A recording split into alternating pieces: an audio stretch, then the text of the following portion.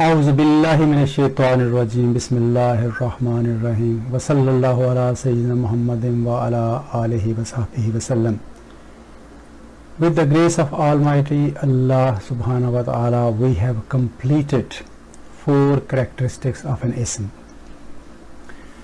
Next we are going to apply these attributes of a noun in phrases and sentences, inshallah. But before that, we are going to look at an ism from a different angle, which is another classification based on the form or appearance of the ism, which is also called bina. Based on its form and appearance, a noun is divided into 2 main types. So if we look here, ism noun, it could be mu'rab or mabni. There's the word bina. Bina, modern use is building basically. So building is kind of fixed structure. So from bina we have mabni, mabniyun. Should be shadda here, mabniyun. So we have mu'rab asma and we have mabni asma. Mu'rab asma are vast majority and they are 98%, and mabni, which are fixed, are only 2%. So mu'rab are declinable in English terminology, mabni are fixed, just like bina, the building.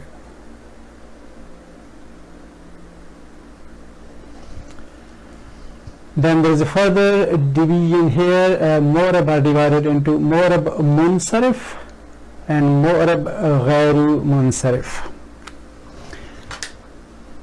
Munsarif, that's written the other way around. Munsarif are fully declinable. Full declension here, so it's fully declinable, and ghairu munsarif are partially declinable. So there is full declension here and there is partial declension here. So what do we mean by all this terminology? Let us look at mabni asma first. There are only 2% of total nouns. And mabni ism, it does not change its appearance in the 3 Arab states. And a very good example of that is haza, a word which has been used in Quran very frequently. So haza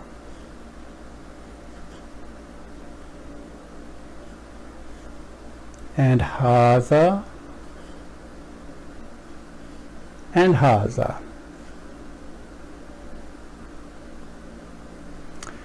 So rafa state haza, nasab state haza, jar state is haza. So 3 states but only 1 form, 1 appearance of the noun. It doesn't change at all. So we can call this a stubborn noun which doesn't really change at all. It doesn't matter what state the noun is in. Let us look at some Quranic examples. For example, when brothers of Prophet Yusuf came second time, and during conversation it transpired that the person they were addressing was possibly Yusuf. So they said, "Innaka la anta Yusufu? Are you really Yusuf?" And Yusuf replied, Quranic words are kala, he said, "Ana Yusufu wa haza akhi." Ana Yusufu wa haza, his brother was Benjamin was sitting next to him, so haza akhi.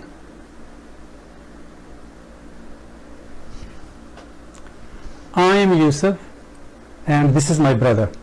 So haza here is in rafa form. Why it is rafa, we will know this soon inshallah. So this has been used in rafa here, while the other example I gave last time, Surah Quraysh, فَلْيَعْبُدُوا رَبَّ هَذَا الْبَيْتِ.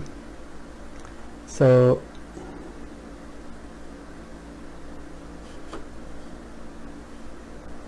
فَلْيَعْبُدُوا رَبَّ هَذَا الْبَيْتِ.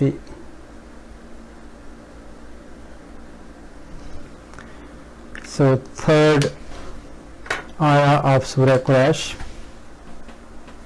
So haza here has been used in jar. Why is that? We will know that soon inshallah. So that has been used in jar state here. For now you just have to trust me that this is in jar.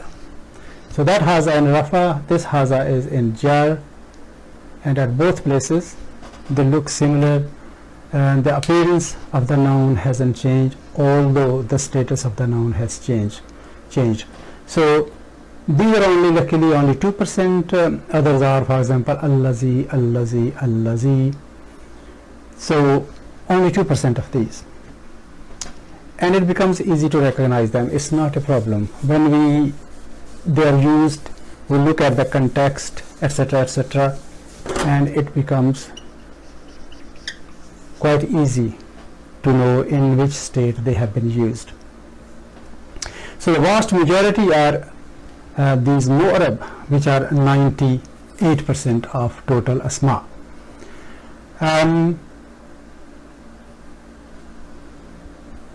These in this mu'rab, again the majority will be munsarif, mu'rab munsarif, which is 85% are these, and only about 13% are these ghairu munsarif.